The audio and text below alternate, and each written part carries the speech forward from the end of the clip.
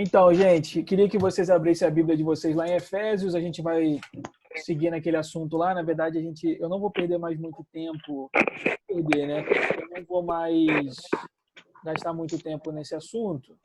Eu vou terminar o que a gente começou e a gente vai seguir, tá? Eu vou colocar a tela. Deixa eu botar vocês aqui para cima.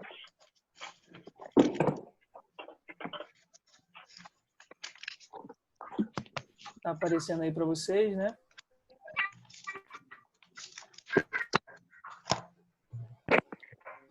Deixa eu só achar aqui onde a gente parou. Isso, todo esse slide completo, eu mandei para vocês hoje pelo grupo da igreja, tá? Então, tá tudo, até onde a gente foi semana passada, está aí. E aí, a grande discussão aí da nossa aula semana passada foi justamente a questão da doutrina da eleição, que é o que Paulo vai falar em Efésios 4. Antes da gente começar, a gente vai orar. Pai, nós queremos te agradecer por essa noite. Obrigado, Senhor Jesus, pelo teu cuidado, obrigado pelo teu amor. Pedimos que o Senhor nos guie em todas as coisas que nós vamos fazer hoje. Pai, nós reconhecemos que nós não somos absolutamente nada diante do Senhor. Nós somos completamente pobres espiritualmente, como a tua palavra nos diz.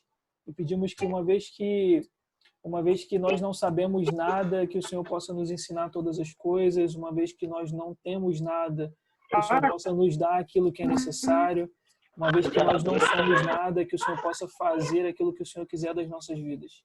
Nós reconhecemos que nós estamos debaixo da tua soberania, nós agradecemos pela tua boa vontade e pedimos que o Senhor nos guie nessa jornada, em nome de Jesus. Amém?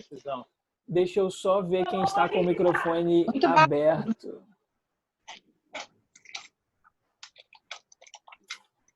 Acredito que seja Alexandre, mas eu já foi. Então, nós estamos vendo essa questão aí da eleição. Tetel, me coloca aqui. Nós falamos aí sobre a grande discussão entre Santo Agostinho e Pelágio, né? Aconteceu no século V depois de Cristo. Houve essa primeira discussão. Pelágio veio com uma doutrina da salvação um pouco diferente. Isso é muito importante a gente ter em mente. A igreja sempre acreditou que a salvação ocorria pela eleição. Isso vai mudar aí com Pelágio a primeira vez, e depois isso também vai ser novamente tratado depois de Calvino no âmbito da igreja, na igreja na Holanda, através dos arminianos ou discípulos de Jacob Arminio, tá? Então, esses são os dois momentos onde isso acontece. Se eu não me engano, lá nessa discussão aí dos arminianos, isso é coisa de 1600. Então, teve essa treta aí no ano 400, depois em 1600, mas ao longo de toda a história da igreja, a igreja sempre acreditou que a salvação se dava pela doutrina da eleição. Então, eu trouxe aí essa questão de Pelágio e de Santo Agostinho para vocês. E aí nós entramos em uma outra parte, que é justamente essa parte aí sobre o autor da eleição, quem é que salva a pessoa, quem é que escolhe essa pessoa para ser salva. E aí nós vimos todas essas questões. A única coisa que eu gostaria de falar sobre esse ponto, nós já falamos bastante sobre ele na semana passada, é justamente, eu não vou ler tudo, mas eu gostaria que, se vocês tiverem alguma dúvida, vocês relessem o item A, B e C. Eu acho que o item A, B e C, quando fala que nós não fomos nós que o escolhemos, mas ele nos escolheu, que fala que os pecadores perdidos aí, eles são entregues a si mesmos, eles não procuram a Deus, e Deus em seu amor é quem procura os pecadores. Eu acho que isso dá um norte. Aquela discussão da semana passada foi uma discussão cansativa, mas foi muito proveitosa, e depois a gente ficou discutindo isso aqui em casa durante vários dias.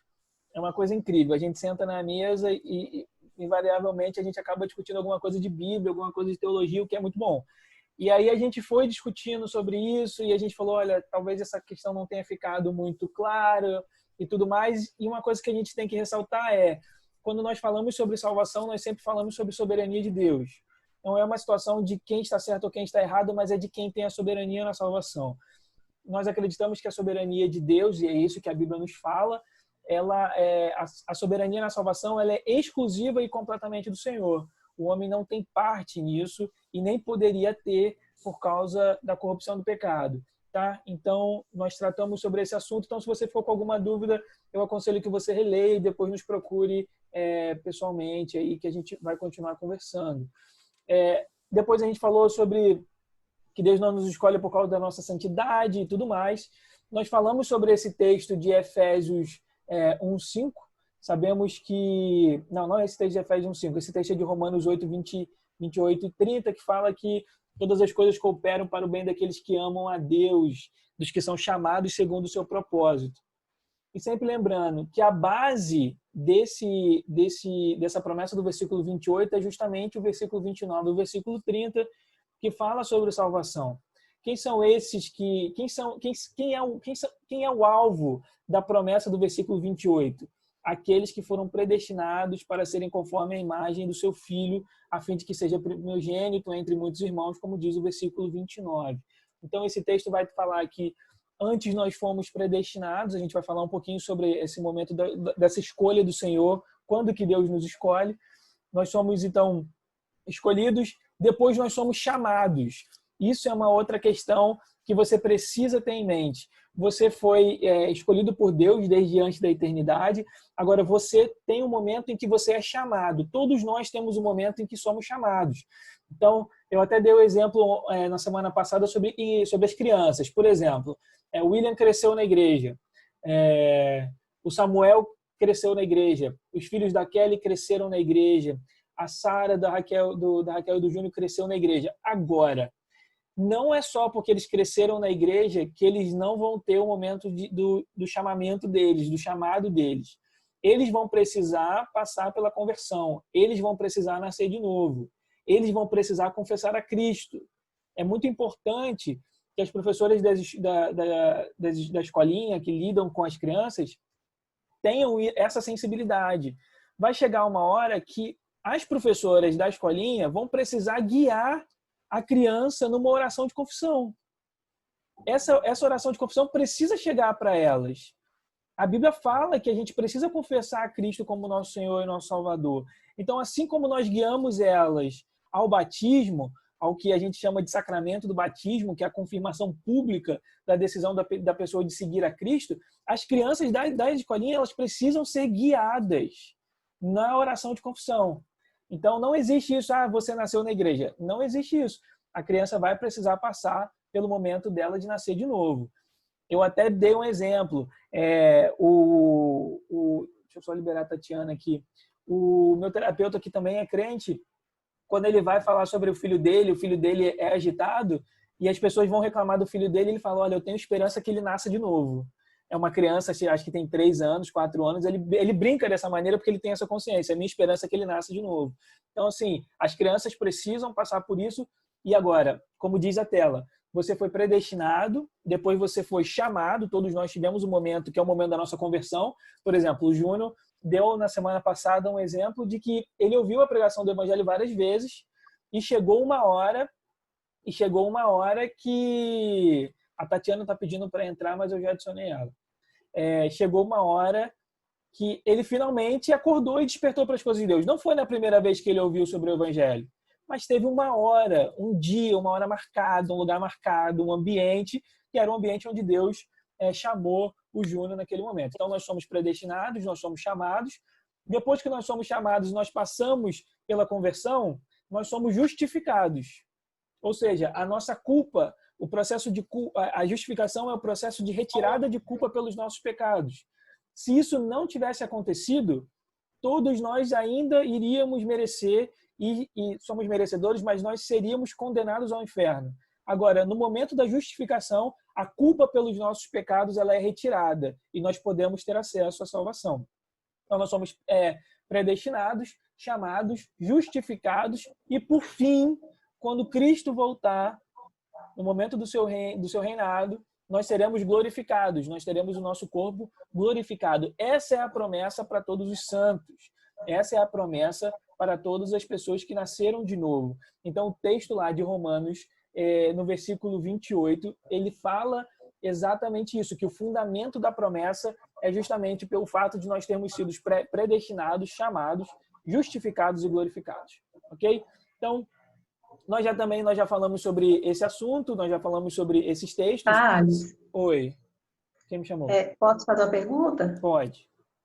Então, mesmo se a pessoa a pessoa é predestinada, mas não houver o chamado, e não houver a justificação e a glorificação, de nada adianta então a predestinação, é isso? Mas na verdade, toda pessoa que for predestinada, ela vai passar por um chamado, ela vai passar pela justificação, ela vai passar pela glorificação.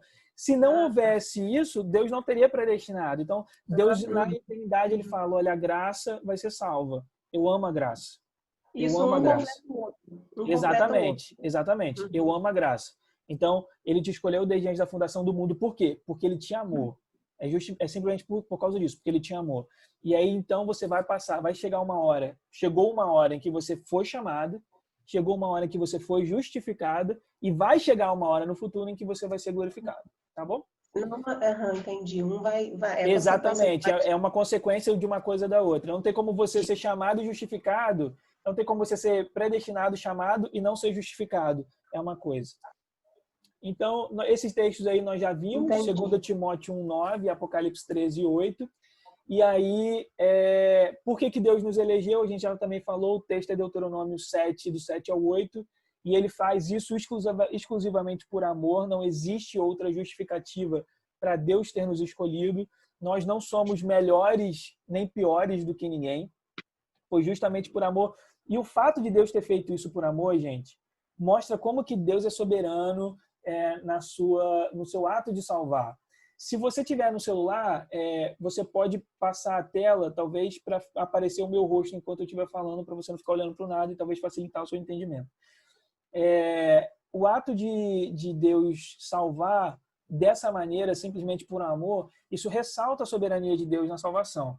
A gente estava conversando sobre alguns casos de alguns homens aqui em casa. O texto de Romanos 9, por exemplo, ele faz a diferença entre Jacó e Esaú.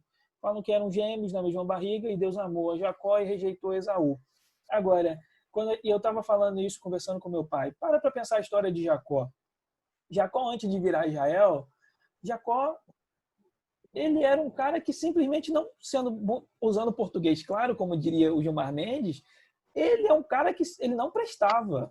Ele não tinha caráter. Jacó, ele era um usurpador, que é isso que significa o nome. Ele desonrou o pai dele.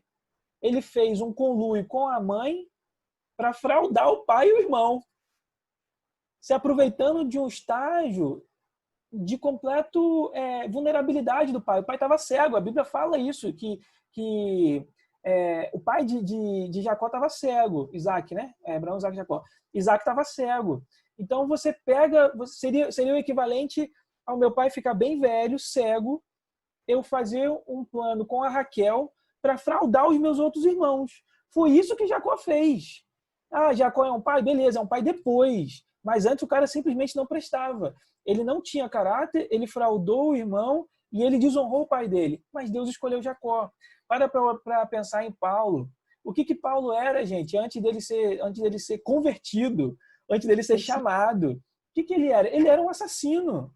Quando a gente viu aí uns anos atrás o Estado Islâmico surgindo na região do Iraque, você que na Bíblia é a região da Síria, são os assírios, aquela galera ruim dos assírios que eles invadem Israel, né, o Reino do Norte, na Bíblia.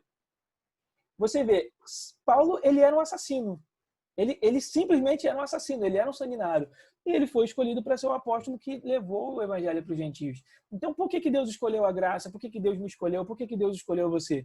Porque ele nos amou. Ele não diz o porquê que ele te amou, ele simplesmente te amou. E é justamente isso que diz o texto de Deuteronômio 7:8. E aí a gente tratou desse assunto com um pouco mais de cuidado, que foi essa aparente injustiça na doutrina da eleição. E aí que a gente contrastou com o texto de Romanos 9, do 6 ao 23. Então, existe aí talvez um sentimento de injustiça. Poxa, mas por que Deus elegeu uns e não a outros?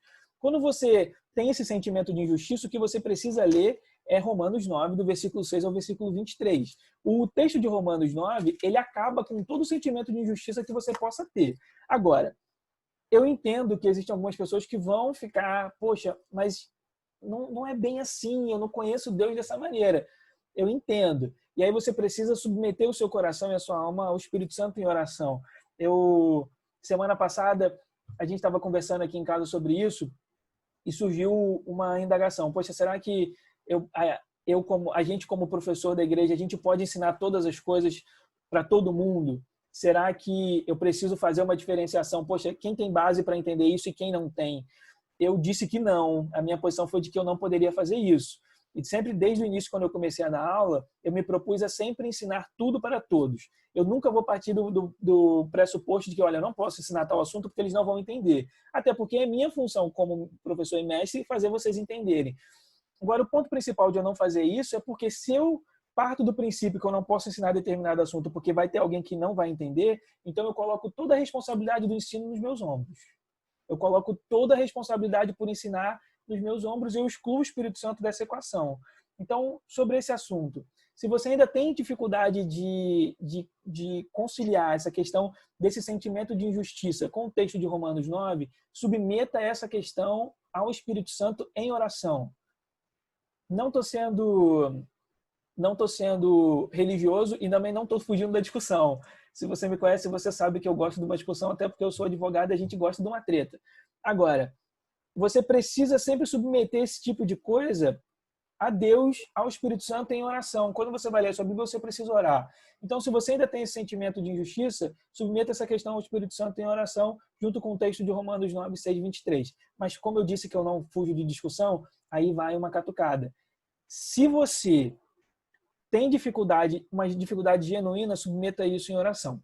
Se você tem dificuldade simplesmente por achar e por justiça própria, eu gostaria de te dar um conselho, não faça isso. Porque se você resiste a essa questão, depois de você ler Romanos 9, versículo 3 ao versículo 23, você vai estar resistindo à palavra de Deus. E por consequência, de acordo com João, você vai estar resistindo ao próprio Senhor Jesus Cristo, que é a palavra encarnada. Então, existe uma questão de realmente você precisar submeter uma questão genuína no seu coração, e tudo bem, isso é um processo. As pessoas passam por processos quando nós falamos, por exemplo, sobre o perdão. Agora, se essa sua resistência vem de uma posição de orgulho, de uma estrutura de orgulho, não resista à palavra de Deus. Se submeta à palavra e não resista a Jesus, ok? Então, uma outra questão que a gente falou, que eu não cheguei a tratar na semana passada, é essa frase. Uma vez salvo, salvo para sempre. E o que essa pergunta esconde? É a mesma coisa. Quando alguém chega para perguntar para mim sobre dízimo e oferta, eu pergunto, na minha cabeça, será que essa pessoa está me perguntando isso porque ela quer dar mais dinheiro ou porque ela quer dar menos dinheiro? A pergunta sobre dízimo e oferta esconde o desejo no coração do cara de querer dar menos dinheiro. Ele quer poder ter o coração dele de poder dar uma oferta, mas ele não quer ter a obrigação de dar o dízimo. É isso que esconde essa pergunta. Então, toda vez que alguém vem me perguntar sobre dízimo e oferta, eu já olho por esse lado. Uma vez me perguntaram sobre divórcio. Thales, o que a Bíblia fala sobre divórcio? E eu fui a minha posição, deixando muito claro, a minha posição é extremamente radical. Eu não acredito que exista a possibilidade de divórcio na Bíblia, sob hipótese alguma. E eu posso dar, depois com o tempo, uma base bíblica para isso. Mas quando as pessoas me perguntam sobre essa questão de divórcio, elas falam sobre divórcio e me perguntaram sobre divórcio porque ela queria uma justificativa para ela poder divorciar. E eu olhei na cara dela e falei, olha, biblicamente você não pode divorciar. É isso que a Bíblia diz. Agora, o que essa pergunta esconde? Então uma vez salvo, salvo para sempre? É uma pessoa que pergunta isso, na verdade, ela acha, beleza, fui na igreja, levantei a mão, disse que confesso o Senhor como meu Senhor e Salvador, e ela quer levar uma vida de pecado da maneira como ela quer. É isso que essa pergunta esconde. Só que não é possível. Existe uma briga irreconciliável entre o fato de você ser salvo e o fato de você levar uma vida em pecado. Não existe a possibilidade de uma pessoa salva viver em pecado. Não existe. E por que não existe? Abre a sua Bíblia lá em Efésios 1. Efésios 1, versículo 4. Como também nos elegeu nele antes da fundação do mundo, para o quê? Para sermos santos e irrepreensíveis diante dele em amor. Então, toda pessoa que é salva, que é eleita, que é predestinada, ela foi chamada, ela foi eleita para quê? Para ser santa e irrepreensível. Então, não é possível uma pessoa se dizer eu fui salva, eu fui eleita, eu fui escolhido por Deus e não viver uma vida de santidade e não ser irrepreensível. A gente vai ver daqui a pouco o que essas palavras significam no original.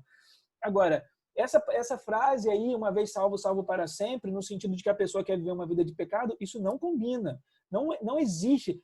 Então é muito fácil essa doutrina porque a pessoa vai se converter e ela vai viver a vida dela como ela bem quer. Não. É justamente isso que tem acontecido com alguns pastores e mestres, como o Vitor Azevedo aqui no Brasil, que tem... Vitor Azevedo, o cara lá do... não sei o que, Brunet. Eu acho que é Tiago Brunet. Ele tem um irmão que é muito bom, mas o irmão aqui do Brasil não é bom, não. E tem o cara e o pessoal da Lagoinha de Niterói. Eles andam todos juntos e eles têm ensinado uma questão da doutrina da hipergraça, que fala que você não precisa confessar pecado, você não precisa se arrepender, porque isso tudo já foi feito na cruz, na obra de Cristo na cruz. Então, assim, é uma doutrina que completamente corrompe a doutrina da salvação. Você foi salvo para ser santo e irrepreensível. Você não foi salvo porque você era santo. Mas porque você foi salvo, aí você tem a capacidade de viver em santidade. Então, seguindo, nós vamos entrar aí sobre a questão do tempo na eleição. Versículo 4 de Efésios, mais uma vez, eu queria ler com você. Diz o seguinte: como também nos elegeu nele. Quando? Antes da fundação do mundo. Então, qual é o tempo da eleição? Olha o que o Spurgeon fala. Enquanto não recuarmos até o tempo em que o universo inteiro dormia na mente de Deus, como algo que ainda não havia nascido, enquanto não penetrarmos na eternidade em que Deus, o Criador, vivia na comunhão da Trindade, quando tudo ainda dormia dentro dele, quando a criação inteira repousava em seu pensamento toda abrangente e gigantesca, não teremos nem começado a sondar o princípio, o momento em que Deus nos escolheu. Por que Spurgeon falou isso? Spurgeon fala isso para tratar, para fazer você entender quando que você foi salvo? Não. Spurgeon não tem essa intenção quando ele escreve isso. E por que ele não tem essa intenção? Porque é impossível da gente entender a eternidade. Para pensar. Quando você para e pensa, Deus não teve início. Correto? Deus não teve início. Deus sempre foi, ele sempre é, ele sempre será. Mas então, antes da criação, Deus já estava. Mas Deus já estava aonde? Em quê? Na eternidade. Mas assim, como a gente sabe o que o conceito significa, mas como nós não experimentamos a eternidade, esse é um conceito que nós compreendemos o conceito, mas não entendemos de fato.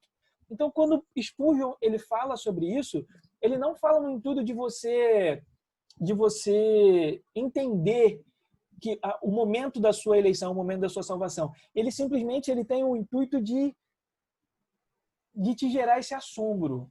Essa coisa, caramba, eu fui escolhido desde antes de todas as coisas serem criadas. Desde quando Deus, antes de Deus dizer haja luz lá em Gênesis, que não é o sol, mas é luz. Antes de Deus começar a criar o universo, ele já tinha me visto. Ele já sabia que nós estaríamos aqui em 2020, no meio de uma pandemia, estudando sobre isso. Ele já nos amou, e porque ele nos amou, ele nos elegeu.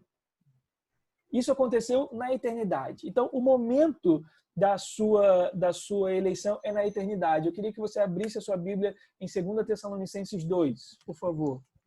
Thales, posso fazer uma pergunta? Pode. Como fica a intercessão, uma vez tendo a eleição, e como é que eu faço? Eu posso interceder para a conversão de alguém, ou para a eleição? Pode. Pode, deve. Alguém até falou, acho que foi a Raquel, pode e deve. Sempre lembrando, Júnior, quando você adora a Deus, eu gosto de fazer essa diferenciação porque acho que fica fácil de entender. Quando você adora a Deus, você concorda com quem Deus é. Quando você intercede, você concorda com a vontade de Deus, com aquilo que Deus quer fazer. Então, a maneira como Deus, muitas das vezes, ele escolhe se mover na Terra é através da oração da igreja. É por isso que Deus nos deu essa autoridade espiritual. Nós cooperamos com Cristo através de intercessão, através de oração, através de adoração e através do ensino da palavra. Tanto que Paulo vai falar no finalzinho da sua vida, que ele, se eu não me engano, foi Paulo, não sei se foi Paulo ou se foi João, mas ele se colocou como cooperador de Cristo. Então, nós cooperamos com a vontade de Deus na terra. Então, você deve, sim, interceder pela salvação de uma pessoa, porque Deus, no momento que ele elegeu, ele levou em consideração também a sua intercessão. Então, lembra, Deus, ele é onisciente. Deus sabe de todas as coisas. Então, a maneira como Deus muitas das vezes escolhe se mover na terra é através de intercessão. Pode e deve. Ok? 2 Tessalonicenses 2:3. 2:13, desculpa. Mas eu não li 2 Timóteo 1:9 porque já estava na tela anterior, tá? 2 Tessalonicenses 2:13. Mas, irmãos amados do Senhor, devemos sempre agradecer a Deus por vós, pois ele vos escolheu desde o princípio para o quê? Para a salvação pela santificação feita pelo Espírito e pela fé na verdade. Então, sempre agradecer a Deus por vós, pois ele vos escolheu desde o princípio. Que princípio é esse? O princípio de todas as coisas. Como diz lá em 2 Timóteo 1:9, como diz em Efésios 1:4, o momento em que Deus nos escolheu foi antes de todas as coisas, foi no princípio de todas as coisas. Quando você para ler Gênesis 1:1, Gênesis 1:1 vai ser no princípio. No princípio criou Deus os céus e a terra. Esse no princípio é antes de todas essas coisas. Então, a nossa eleição ela acontece antes de que todas as coisas fossem criadas, antes que os anjos fossem criados, antes que Lúcifer fosse criado, antes que o universo começasse a nascer, antes que os planetas surgissem, antes que a primeira graminha da Terra tenha surgido, Deus já havia nos escolhido. Nós temos 10 minutos, eu vou seguir o período de 40 minutos de aula hoje, tá? Oi, alguém me chamou. Entra. É só uma palavrinha aqui que ilustra bem isso que você está falando, que é lá no livro de Jeremias, no capítulo 1, no verso 5, que fala assim. Eu fiquei assustado quando li isso, mano. Jeremias o quê, Francisco? Desculpa. Antes que te formasse no ventre, eu te conheci. E antes que saísse do útero, te santifiquei. Caraca, o camarada não tinha nem sombra ainda de existência, Deus já conhece todas as coisas e já destina, né? Sim. O texto que o Francisco leu foi Jeremias 1:5. Antes que eu te formasse no ventre, te conheci, e antes que nasceste, te consagrei e te designei como profeta das nações. O que é o designar? É o predestinar. Não vai dar tempo de eu trazer isso aqui hoje, porque a gente só tem 10 minutos, mas eu trago um conceito do dicionário Webster sobre predestinação. Sempre lembrando, Paulo não era um iletrado. Se Paulo utilizou a palavra predestinação ou eleição, ele quis utilizar a palavra predestinação, ele quis utilizar a palavra eleição, ele quis utilizar o termo adoção. Então, na Bíblia não existe nenhuma palavra solta, não existe nada que simplesmente está ali por estar ali. Tudo na Bíblia tem um significado. Então, o texto de Jeremias 1:5 que o Francisco trouxe muito bem traz isso. Antes que eu te formasse no ventre, te conheci, antes que nasceste, te consagrei, te designei como profeta das nações. Então, o texto mostra que Deus nos escolheu antes mesmo de nós nascermos, ok? Antes de nós sermos formados. Então, nós temos aí a questão na tela. Eu queria que você voltasse para a tela. Seguindo, nós falamos sobre o autor, nós falamos aí sobre o tempo e o agente da eleição. Quem é o agente da eleição? Quem é o agente da nossa salvação? É Cristo. O agente da eleição é Cristo. Não existe eleição apartada do sacrifício perfeito de Jesus na cruz. Não existe graça sem pecado. Lembra que nós falamos sobre isso na semana passada? Não existe graça sem pecado, não existe eleição sem Cristo. A graça de Cristo, a graça de Deus, ela foi exposta, ela foi revelada com Cristo morrendo na cruz por pecadores. Sem Cristo morrendo na cruz por pecadores, a graça não teria sido revelada e não existiria a eleição. Então, o agente da eleição é Cristo. Não fomos escolhidos por Deus em nós mesmos, pelos nossos méritos, mas nós fomos escolhidos em Cristo.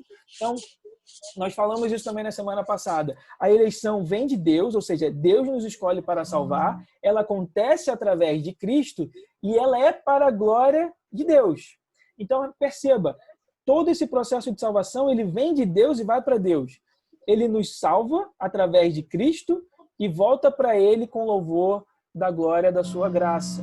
Então, Deus é glorificado em todo o processo de salvação do homem, ok? Seguindo aí, o objeto da eleição. Isso é muito importante. Quem é o objeto da eleição? É preciso notar que Paulo está escrevendo para os crentes em Éfeso e não para todo mundo.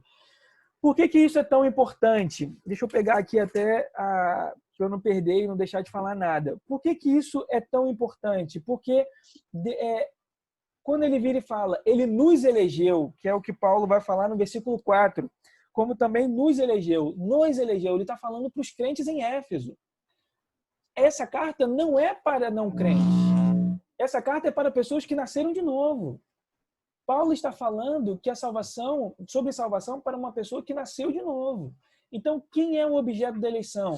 Aquelas pessoas que foram predestinadas, aquelas pessoas que foram eleitas pelo Senhor em amor desde antes da fundação do mundo. Ok? O propósito aí da eleição, para a gente seguir. Nós fomos eleitos para sermos santos e irrepreensíveis. A eleição tem como propósito de levar uma vida santa e limpa, como noiva de Cristo que se prepara para o casamento. Efésios 5:27. Abre, por favor, sua Bíblia em Efésios 5:27. Tudo que Deus faz para que nós sejamos santos e irrepreensíveis. E aí a Bíblia nos fala que Cristo, quando voltar, ele vai voltar para buscar essa noiva. Efésios 5, versículo 27. Para apresentá-la a si mesmo como igreja gloriosa, sem o quê? Sem mancha, nem ruga, nem qualquer coisa semelhante, mas santa e irrepreensível. Repara que nesse texto de Efésios 5:27, Paulo ele vai utilizar o mesmo termo que ele utilizou lá em Efésios 1:4, que é santo e irrepreensível. Esse é o propósito de nós termos sido eleitos. E para finalizar essa parte de hoje, eu trouxe aí o significado do termo santo e irrepreensível. Então, está aí na tela. Santo em grego significa ágios, que significa diferente e separado. É justamente esse ensino que Jesus traz no Sermão do Monte, no trecho que ele vai falar sobre sal e luz da terra. Queria que você abrisse sua Bíblia rapidinho em Mateus 5. Em Mateus 5. A gente já tratou disso, como eu falei sobre o Sermão do Monte lá na igreja, mas Mateus 5, eu só vou ler o versículo 13 e o versículo 14 por causa do tempo. Vós sois o sal da terra, mas se o sal perder as suas qualidades, como restaurá-lo? Para nada mais presta, senão para ser jogado fora e pisado pelos homens. Vós sois a luz do mundo. Não se pode esconder uma cidade situada sobre um monte. Então, a palavra santo significa diferente e separado. Nesse texto, o Senhor Jesus ele separa a igreja do mundo. É uma separação irreconciliável. Nós estamos eternamente separados do mundo. Então, olha por que isso fica claro. Versículo 13. Vós sois o sal da terra. Então, existe o sal e existe a terra. São coisas diferentes. Nós somos sal e existe a terra. Versículo 14. Vós sois a luz do mundo. Então, existe a luz e existe o mundo. São duas coisas completamente diferentes. Luz e trevas não coabitam, não ficam juntas. Então, nós somos sal e existe a terra, nós somos luz e existe o mundo. Então, quando Paulo fala que nós fomos eleitos para sermos santos, nós fomos eleitos para sermos diferentes e separados, como o próprio Senhor Jesus ensinou em Mateus 5. Todo o Sermão do Monte, Cristo está falando aí sobre como nós devemos viver uma vida separada em santificação, ok? E aí eu vou trazer também esse outro texto para vocês, que é o texto que é essa parte do irrepreensível que está escrito aí na sua tela. O que significa a expressão irrepreensível? Irrepreensível em grego é amomos, que é a palavra do Antigo Testamento para sacrifício imaculado. Então, no Antigo Testamento, quando os israelitas eles iam prestar um sacrifício ao Senhor, quando eles iam adorar o Senhor, né, pedir perdão pelos seus pecados, eles precisavam necessariamente levar um animal para ser sacrificado. Esse animal precisava ser imaculado. Esse animal precisava ser puro. Tinha que ser perfeito, não podia ter nenhum defeito. É precisamente essa palavrinha que é utilizada aí em Efésios 1:4. Esse irrepreensível, na verdade, significa amomos, que é sacrifício imaculado. E aí, quando você tem esse entendimento, você entende Romanos 12:1. Abre, por favor, a sua Bíblia em Romanos 12:1. Romanos 12:1. Portanto, irmãos, exorto-vos pelas compaixões de Deus, que apresenteis o vosso corpo como sacrifício vivo, santo e agradável a Deus, que é o vosso culto racional. Então, quando Paulo fala que nós devemos apresentar o nosso corpo como sacrifício vivo, ele está falando que nós devemos viver uma vida irrepreensível, ou seja, como se nós fôssemos sacrifícios imaculados para Deus. Nós precisamos viver uma vida de santidade e irrepreensíveis, ok?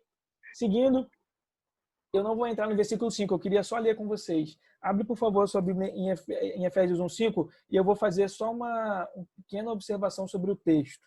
Eu só tenho mais um minutinho de aula. Olha o que diz o versículo 4. O finalzinho do versículo 4, ele diz: e nos predestinou para si mesmos, versículo 4, como também nos elegeu nele antes da fundação do mundo, para sermos santos e irrepreensíveis diante dele em amor. Você precisa saber que no original não tinha ponto, não tinha nada desse sentido. Então, esse em amor pode muito bem entrar no início do versículo 5. Santos e irrepreensíveis diante dele, ponto. E em amor nos predestinou. Existe uma discussão sobre esse em amor está no início do versículo 4 ou no finalzinho do versículo 4 ou no início do versículo 5. Então, existe essa discussão. Na próxima aula eu falo um pouquinho sobre as duas coisas, sobre o finalzinho do versículo 4 e sobre o iniciozinho do versículo 5. Tá bom? Como a última aula foi uma aula demorada, e a gente começou combinando falando que seria só 40 minutos, vamos fazer só 40 minutos. Se vocês tiverem alguma dúvida, coloquem lá no grupo que, se for o caso, eu abro uma outra sala só para a gente conversar sobre dúvida.